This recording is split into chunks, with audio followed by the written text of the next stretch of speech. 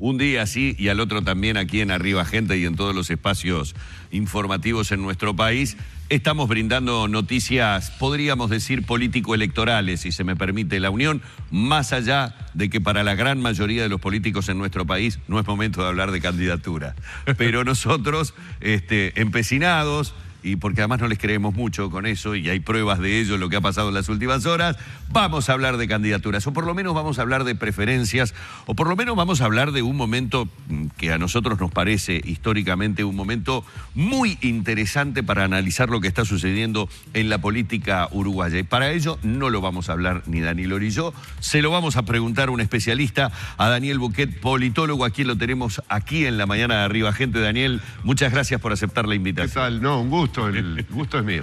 Bueno, yo decía recién antes de comenzar la nota, evidentemente todos los momentos políticos en un país son trascendentes, son importantes. Después, la perspectiva del tiempo y de la historia hacen que obviamente uno pueda determinar o decir, bueno, no, este fue un momento o un punto de inflexión.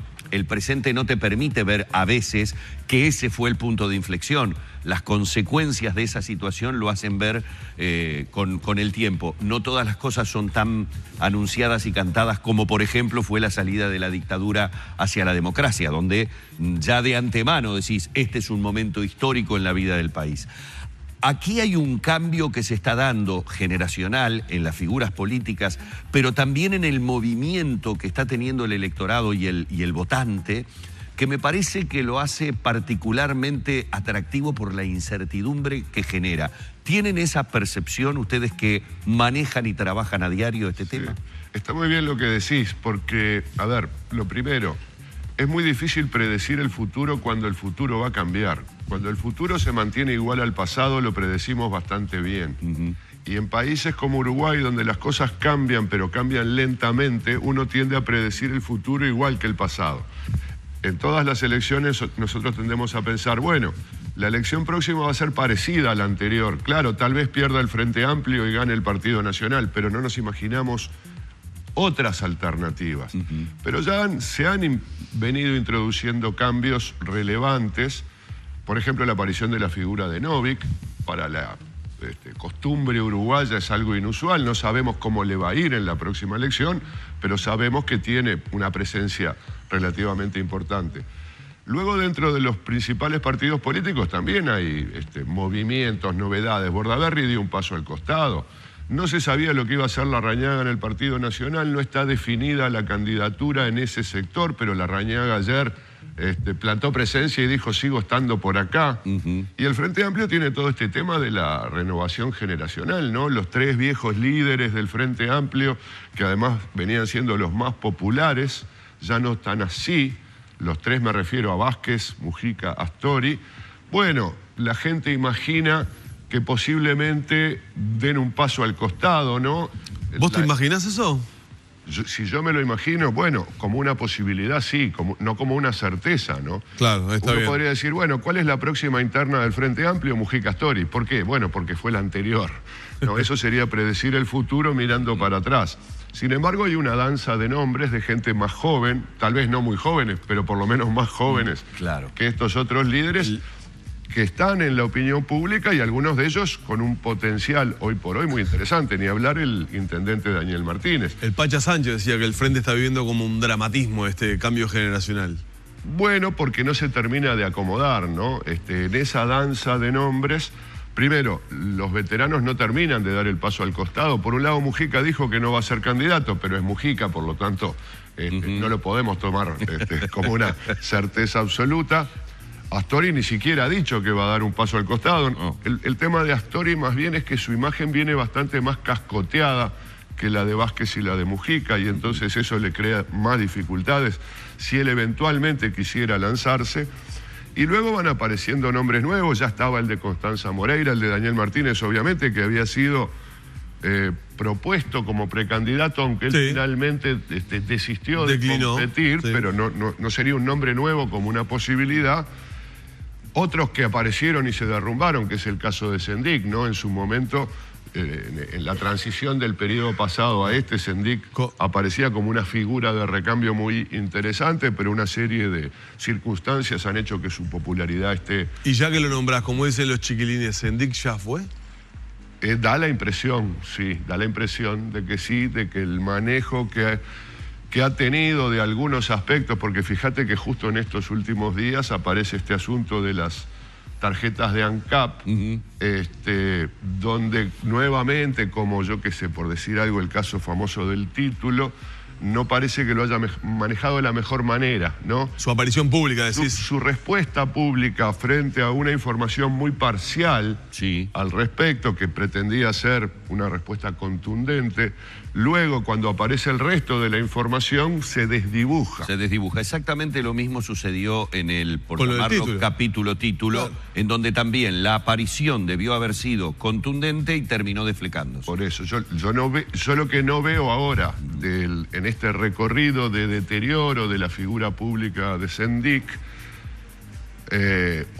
una posibilidad de recuperación. Sí, al contrario. Sus más cercanos colaboradores tampoco lo ven, porque se están yendo todos. Bueno, hay un proceso como de deserción dentro del grupo de la 711, que sería, digamos, indirectamente una forma de testear. Hay gente que está viendo que esta alternativa no tiene mucho futuro. Ahora, Daniel, a propósito de lo de Sendik, involucra muchas más cosas. ¿Por qué digo involucra más cosas? Porque me parece que hay que hacer un poquitito nada más de memoria. Sendik debe su aparición a una movida del presidente de la República, hoy presidente de la República, candidato en aquel momento, doctor Tabaré Vázquez, frente a una respuesta inmediata que se hizo por una ola que venía en la elección pasada, en donde a nivel de encuestadora se le estaba dando un crecimiento muy importante al doctor Luis Lacalle Pou. Esto se atribuía mucho al tema generacional, al tema juventud. Creo que el insuceso de la bandera tuvo algo que ver con eso. Cuando digo el insuceso de la bandera, estoy hablando de una situación en la que de alguna manera Lacalle Pou mostraba su energía, su juventud, en un casi, no digo que lo haya hecho, a ver si Vázquez puede hacer esto. Entonces, la respuesta es que el Frente Amplio termina armando una fórmula con una figura muy joven como la de Sendik, a la que se le dio un impulso muy importante. Desde el sector de Mujica. Claro. Pero ¿qué arrastra? ¿Qué arrastra también esta caída de popularidad de Sendik? ¿Arrastra, por ejemplo, a un Vázquez que en las últimas horas volvió a darle su respaldo? ¿Deteriora de alguna manera a algún otro dirigente o a la propia fuerza política? Yo creo que directamente no, pero indirectamente sí. No porque el desprestigio de Sendik afecte al gobierno y al partido político, sino que en la medida en que el gobierno y el partido político quedan asociados a esa imagen, porque lo defienden, porque lo protegen, se le puede causar cierto daño. No es fácil explicar la caída de intención de voto del Frente Amplio. Ustedes saben que en las últimas encuestas, sí, las encuestas lo vienen marcando. Estos son distintas empresas, distintos momentos, por lo tanto, más allá de que pueda haber subestimaciones de la intención de voto del Frente Amplio, porque esto pasó en el periodo pasado. Recuerden que llegamos a la elección con una estimación de la intención de voto del Frente Amplio que estuvo por debajo de lo que finalmente votó. Es verdad. Se esperaba que el Frente Amplio tuviera dificultades para ganar la elección y prácticamente se aseguraba que no llegaba a la mayoría. Y sin embargo el Frente Amplio votó un poco por encima. Yo no sé si tenemos este problema, pero la intención de voto hoy del Frente Amplio anda pareja con la del Partido Nacional. Y esto no pasa desde hace décadas. Entonces, sí, es un punto más, un punto menos, pero están ahí. Por eso, sea una subestimación de 2 puntos o de 5 puntos, yo creo que es obvio que el Frente Amplio está retrasado con respecto a su capacidad electoral anterior, está detrás de esa capacidad. No sé cuánto afecta lo de Sendik, porque en realidad tenemos un gobierno, un partido de gobierno que va a cumplir 15 años en el gobierno y hay un proceso natural de desgaste. Yo creo que en parte la caída de la imagen de Astori tiene que ver con el gobierno y con el costado económico, de la política económica, que aparece, bueno, como restrictiva, ya no hay tanta plata para repartir, no es que haya recesión, pero el crecimiento es muy magro, los presupuestos son prudentes y la figura que representa esa prudencia es Astori, lo cual no resulta simpático. Entonces, hay un proceso general donde lo de Sendik puede afectar al Frente Amplio. Sí, yo creo que Electoralmente hablando. electoralmente, si el Frente Amplio no deslinda de Sendik en términos ya más de campaña, un poco más adelante. Quedar pegado a estos cuestionamientos, independientemente de lo que se opine de ellos, que la opinión pública ve negativamente, es un hecho. La gente ve negativamente el tema del título de Sendik. El tema de ANCAP, en términos generales, se lo ve muy negativamente y se lo asocia a la figura de Sendik. Y puntualmente este último asunto de las tarjetas corporativas también, y por lo tanto el Frente Amplio y sus eventuales candidatos, para obtener el mayor rédito posible, deberían tratar de tomar distancia. Sin embargo, por ejemplo, Daniel Martínez, que es una figura emergente y que probablemente sea una de las cartas fuertes que pueda jugar el Frente Amplio hacia la elección como precandidato, como que aparece disociado cuando Daniel Martínez estuvo en la gestión de ANCAP. Habiendo sido... Bueno, yo creo que ahí es donde uno puede apreciar la distinta capacidad de reacción frente a los ataques, porque fíjate que es natural. Si la evaluación del desempeño de ANCAP, ya no del presidente, ni del director, ni de quien sea, generalizadamente es bastante negativa por el déficit, por los malos manejos, etcétera. Bueno, la oposición dice, bueno, Daniel Martínez es posiblemente el candidato más fuerte del Frente Amplio, por lo tanto es mi rival.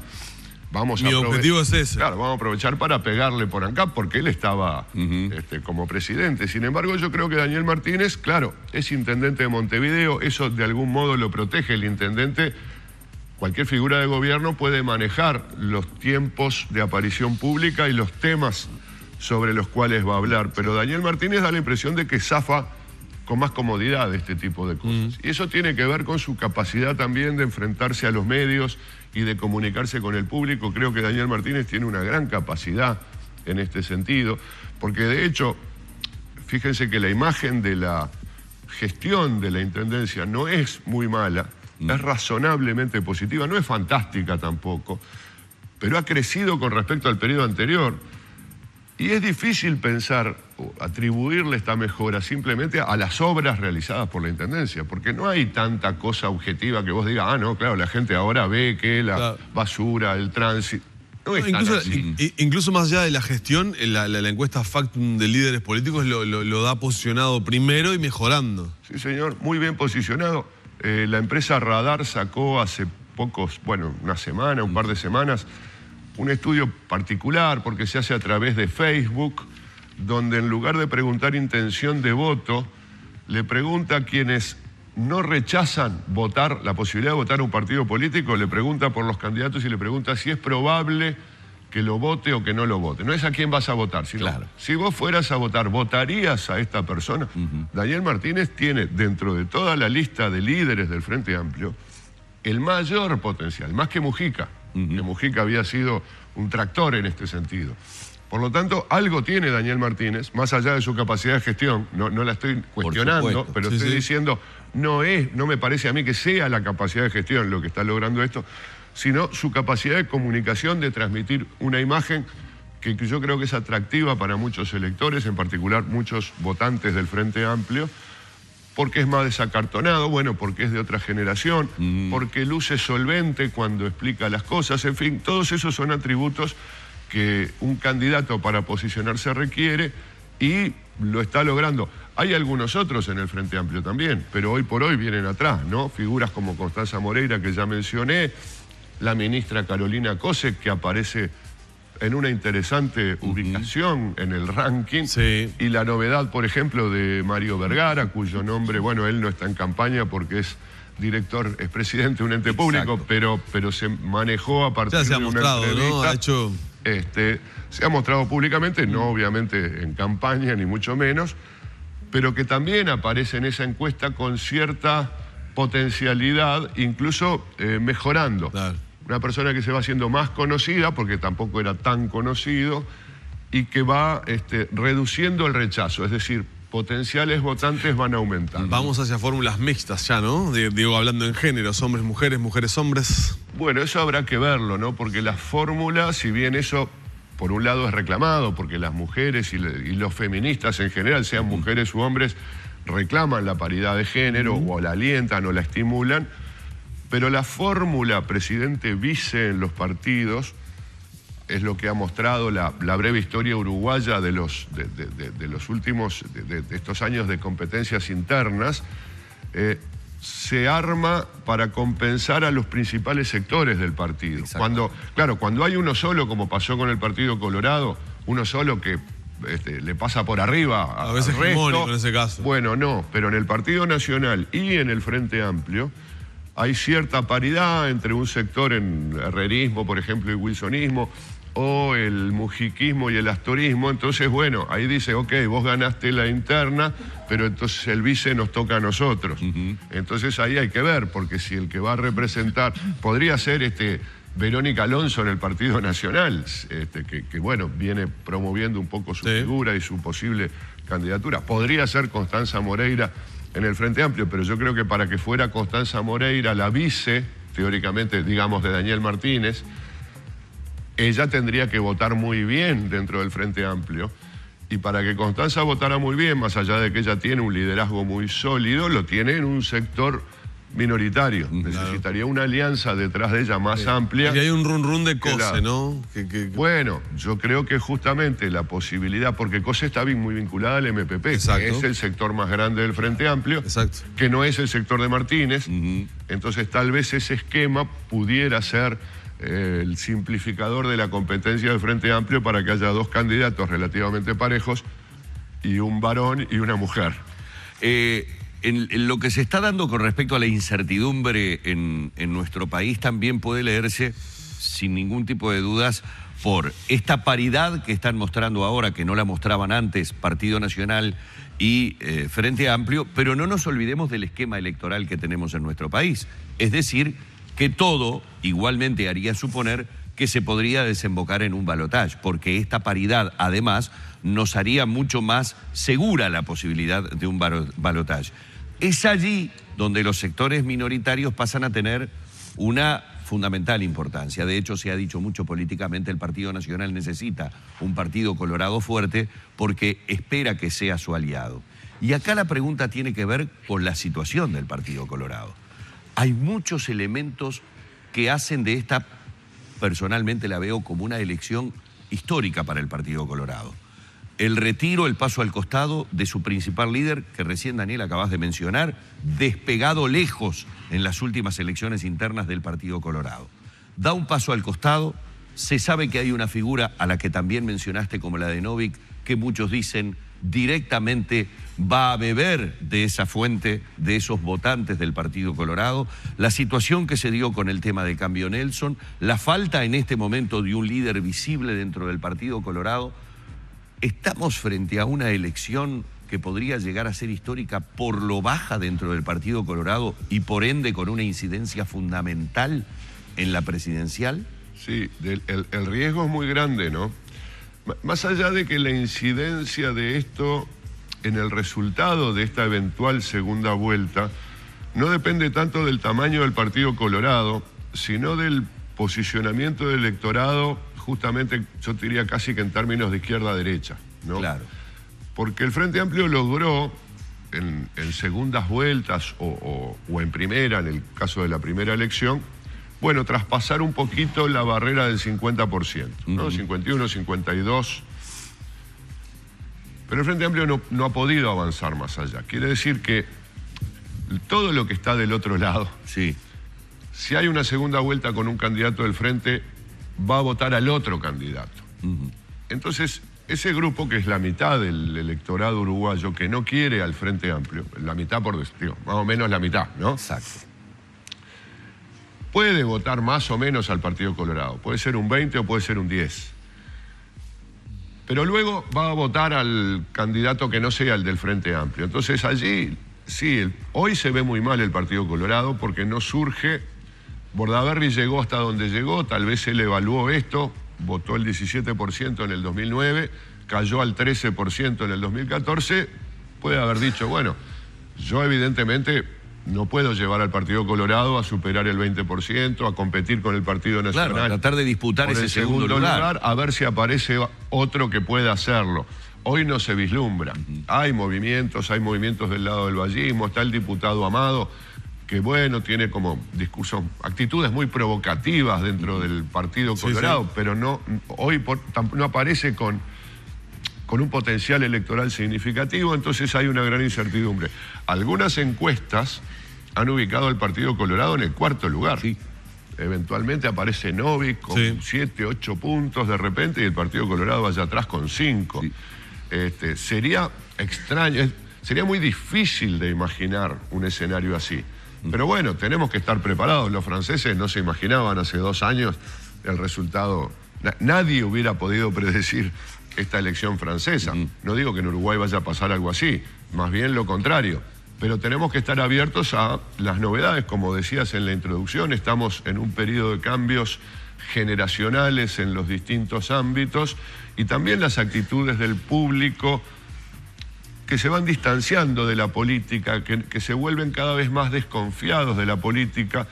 Los políticos ayudando, porque en buena medida los políticos compiten acusándose de malos manejos unos a otros, luego de que todos han pasado por el gobierno y la gente dice, bueno, pero al final son todos iguales, nadie es honesto, ninguno es un buen administrador, todos piensan en su propio beneficio. Y entonces la posibilidad de que la gente mire, busque fuera de la élite política tradicional una alternativa atractiva, como parece haber sido Novik, al menos para un sector, pero bueno, puede haber otros Novik. Sí, pueden subir otros Novik. Tenemos que ir cerrando, Humberto, y en 30 segundos para hablar de la Linterna Blanca. Uno, pensando de antemano, podría imaginarse el escenario polarizado entre Lacalle Pou y Larrañaga, aun cuando Larrañaga todavía no se había definido. Ahora se definió. ¿Se puede pensar en una Linterna Blanca con 3 candidatos, con Verónica Alonso como una cuña allí? A ver, haber 3 candidatos puede haber, ha habido en distintas elecciones. La del Frente Amplio, Mujica Astori, tuvo a Carámbula. Sí. Lo que ocurre cuando... Y a Constanza, ¿no? Constanza en la siguiente, en la siguiente, ahí está. Pero fueron 2. No, ahí fue Vázquez-Constanza. Vázquez-Constanza. Lo que pasa es que Vázquez todavía tenía en el Frente Amplio esta cosa hegemónica, claro, que es muy difícil competir. Compitió Astori en el 99 y le fue igual que a Constanza en el 2014. Exacto. Pero justamente cuando no hay un liderazgo hegemónico, bueno, la posibilidad de aparición de terceras candidaturas existe. Pero siempre lo más probable es que haya una tendencia a concentrar el voto entre 2 candidatos. El premio es uno solo, aunque la regla no es exactamente así, el que saca más votos gana. La regla no es así, porque la regla exige la mayoría y si no luego la convención. Pero esto nunca pasó, y por lo tanto la regla informal es el que saca más votos gana, y por lo tanto si hay opciones distintas, la gente se va a concentrar entre las 2 primeras opciones y un tercer candidato está condenado a quedar relegado. Entonces hay que pensárselo muy bien cuando vas a lanzar 2 figuras desde el mismo ámbito. Claro. Porque eso es, primero, dividir los votos, sería del wilsonismo, digámoslo así, por lo tanto regalarle la elección a Lacalle Pou. Pero por otro, si la gente dice, bueno, no nos dividamos porque va a ganar Lacalle Pou, hay que abandonar a uno de los 2. Claro. Y entonces el tercero normalmente va a quedar muy relegado. Bueno, apasionante realmente todo el diálogo con Daniel Bouquet. Quedarían muchas otras preguntas para realizar, más a la luz de acontecimientos que, como les decía yo, muchos tienen que ver con cosas que han sucedido hasta en los últimos días y en las últimas horas, pero le queremos agradecer estos minutos en la mañana de Arriba, gente. Por favor, un gusto, la seguimos en cualquier momento. En cualquier momento la estamos siguiendo.